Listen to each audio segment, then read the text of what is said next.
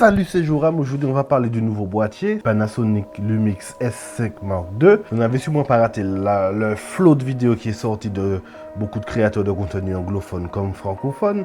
Alléluia. Yes, Intéressant. le boîtier standard par excellence. Panasonic les a donc invités pour une petite convention, tu vois, un petit projet entre créateurs pour pouvoir mettre en avant ce nouveau boîtier. Et en fait, du coup, ils ont créé une hype immense, surtout en moi, bien que pas pour moi. Tu te rends compte, je suis hypé pour les autres, mais pas pour moi. Parce que bon, moi, je suis bien chez Sony, sauf que, bon, je te donne un exemple vite fait. Je suis une chaîne YouTube qui s'appelle Retour d'expérience. C'est un gars qui est toujours chez Lumix, chez Panasonic, tu vois. Et il y a une seule chose qui l'a fait quitter le monde de chez Panasonic, c'est uniquement son autofocus. Tu comprends que bon, l'autofocus d'un GH5, on va dire que c'est une technologie de détection de contraste, pas folle. On va dire que c'est exactement la même qu'il y a sur le ZV-1F. Et donc avec ce nouveau boîtier, Panasonic a grandement amélioré son autofocus. Il a enfin décidé de faire comme tous les autres concurrents, passer sur un autofocus de phase et de contraste. Là, je vais te montrer du coup des images de derrière la caméra où il fait des tests entre le S5 Mark II et la 7 IV. Et on constate effectivement que, mis à part sur la réactivité de celle-ci, la 7 IV et le S5 Mark II sont tout à fait équivalents. Bon, on va dire que Panasonic a rattrapé son retard, mais là quand même on le teste avec des boîtiers qui sont sortis il y a un an, tu vois. Par contre, j'ai confiance sur le fait que Panasonic sont les maîtres en mise à jour, tu vois. Ils vont forcément mettre à jour leur boîtier comme ils l'ont fait pour le GH5, je vous le rappelle.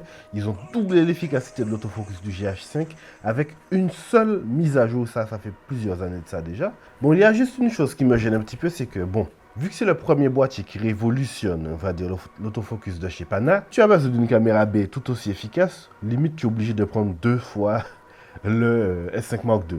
Ça va faire un petit peu cher, bien que son prix est concurrentiel avec les autres de la même gamme chez la concurrence. Mais quand même, ça fait du mal au portefeuille. Si tu as besoin de 2 caméras pour rester chez Panasonic, pour profiter du même espace colorimétrique, tu seras bon obligé d'acheter 2 Lumix S5 Mark II.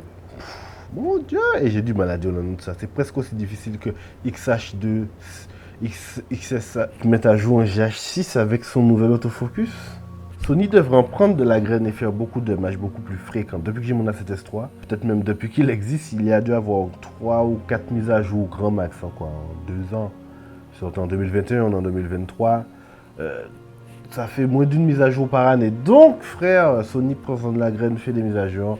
Comme ça, on pourra avoir des nouveautés sur des anciens boîtiers. Et ça sera plus écologique aussi, puisque bon. Alors, le rendu colorimétrique de Panasonic, moi, personnellement, j'ai envie de l'essayer. Pourquoi? Parce que je ne sais pas si tu as regardé les vidéos qu'ils ont fait quand ils sont allés au Japon.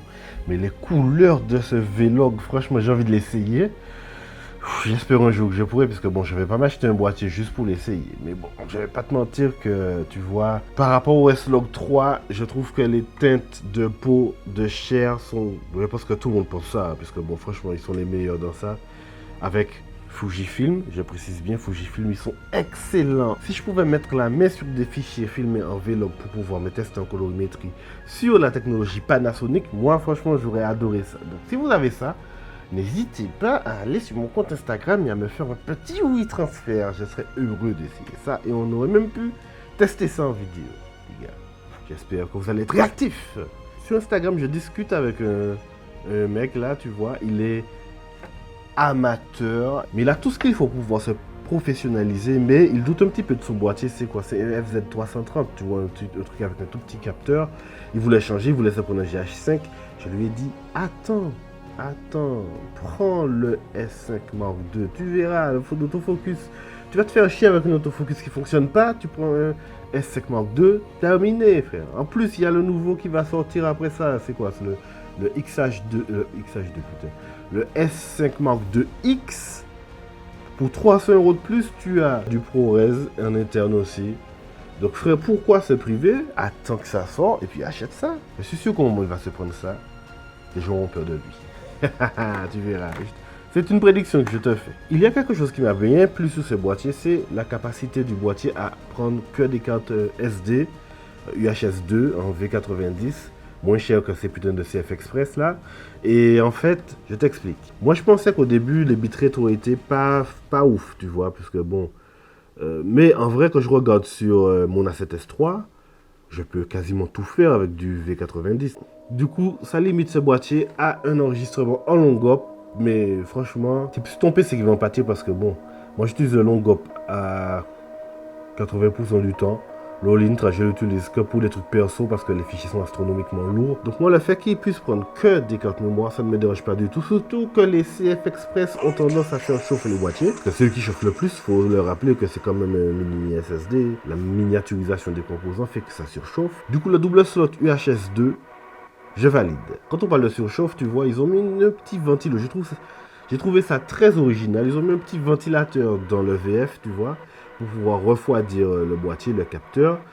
D'habitude, on a plus droit à des dissipateurs passifs, comme on a sur la 7S3. Très performant sur la 7S3, très performant. Mais par exemple, sur un A7 III ou sur un ZVE10, si tu n'augmentes pas le seuil de température avant que ça coupe, tu vois, avant la surchauffe, eh bien, ça surchauffe. Donc là, apparemment, ils te mettent un enregistrement en continu sur tous les modes, donc pas de surchauffe. Il y a quelque chose qui me turlupine, tu vois, je ne sais pas trop quoi en penser, ni trop quoi croire, puisque je constate que certains créateurs ont dit qu'il n'y avait aucune limite d'enregistrement, peu importe la résolution d'image. Or, Benjamin tantôt, il te dit que en 6K 30 fps, il y a une limite d'enregistrement de 30 minutes. Mais que pour toutes les autres résolutions, on n'aurait visiblement aucune limite d'enregistrement. Et en 2023, je ne comprends plus pourquoi sur des caméras, on a des temps d'enregistrement limités. On en parle de cet obturateur électronique là et de ces 30 photos en rafale. Bon, la rafale, je m'en fous un petit peu parce que je l'utilise pas.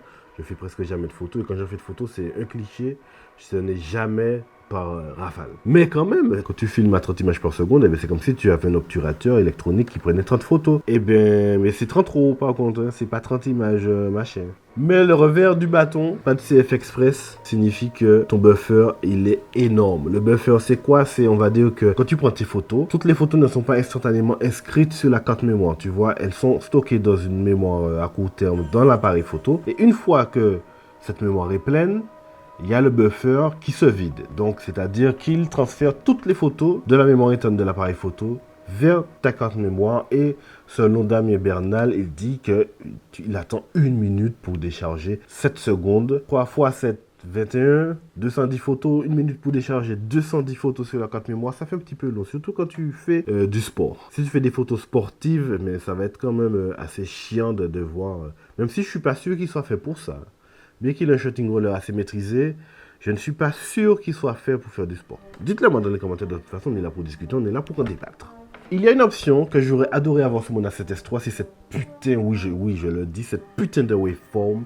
Je suis obligé de prendre un Ninja 5 pour la voir, tu te rends compte frère, on ne l'a pas pour un boîtier typé plus vidéo que photo, je ne comprends pas pourquoi on est cantonné à un histogramme au lieu d'avoir une putain de waveform sur le boîtier. L'histogramme, c'est plus une aide d'exposition photo et nous, on fait de la vidéo avec la 7S3. Donc, frère, bon, je pense que... Je suis même pas sûr que l'Alpha One, il l'est. Et les outils d'exposition vidéo chez Sony sont légères. Donc, je salue l'effort qu'a fait Panasonic sur cette waveform en interne, sur le petit écran. Par contre, sur le petit écran, ça va être chaud. Hein. Ah ouais, déjà sur le Ninja 5, je trouve ça limite des fois. Alors, sur le petit écran, voilà. À voir dans l'utilisation. Mais au moins, il est là et ça fait plaisir. Bon, du coup, ce qui nous intéresse surtout, ce sont les résolutions vidéo. Et il fait du cinéma 4K. C'est la vraie 4K, tu vois, en 4096 par 2160. En 60 fps, avec un crop, il me semble, de 1.5.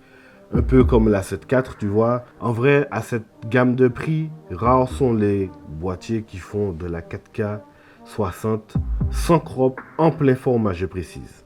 De ce que j'ai vu, la stabilisation IBIS, tu sais, c'est la stabilisation du capteur en interne du boîtier, elle est totalement démente, diabolique. Même en dessous de 24 mm, il y a des déformations sur l'image qui sont très peu acceptables. Donc, on va dire que tu vas te cantonner à l'utiliser avec une focale plus grande que 24 mm. Et ça tombe bien, car on va dire que notre standard pour ce genre de boîtier, c'est du 24-70, donc au moins je pense que, vu que c'est l'objectif où je pense que tu vas utiliser dans la majorité du temps, que tu seras bien avec la stabilisation du capteur en interne et la stabilisation électronique qui vient derrière. Je ne sais pas si au niveau de la 7R5 qui coûte 400... Qu'est-ce que je raconte là, 4500 balles. En vrai, je me dis qu'il est pas si mal, hein, ce boîtier avec sa stabilisation en interne. Au perso, la 7S3, je le trouve pas super bon en stabilisation. La plupart du temps, je la désactive. Même la stabilisation du capteur. Pourquoi? Parce que quand, par exemple, je suis sur le gimbal, tu vas me dire, bon, ça va lisser les mouvements du gimbal. Oui, mais en même temps, non. Parce que quand tu fais certains panoramas, eh ben, tu as des sauts. Tu vois, si tu fais un mouvement assez lent, tu auras un saut dans ton image parce que ton capteur il va arriver en bout de course, il va se remettre en place. Du coup, moi sur la gimbal, je désactive la stabilisation en interne. Par contre, à main levée, je la laisse activer. Elle n'est pas folle. Mais bon, derrière, j'ai pas su Catalyst prépare et je l'envoie sur la stabilisation gyroscopique. Et là, franchement, plus de problème. Personnellement, j'aurais préféré me passer de gimbal, mais bon. Tu sais, par exemple, je te donne un exemple, le GH5 est super doué pour stabiliser son capteur. Donc, je pense que c'est de là que Panasonic a pris son efficacité, tu vois, vu qu'ils étaient déjà super doués avec le micro 4 tiers du GH5. Et donc, pour parler du prix, bon, ben, le S5 Mark II, oui, j'ai eu un moment d'absence. Le S5 Mark II, il coûte, toute taxe comprise pour la France, je crois qu'il coûte 2000... C'est combien déjà? 2199 €. Et tu rajoutes 300 € pour avoir la version X dans 6 mois, on va dire. Donc moi, je vais pas te mentir, hein, si tu devais partir, si tu devais t'acheter un boîtier style GH5, attends quelques mois, laisse l'argent monter et puis prends-toi un S5 Mark II. Dis-moi ce que tu as pensé de ce boîtier. J'attends tes commentaires. N'oublie pas de t'abonner et à la prochaine.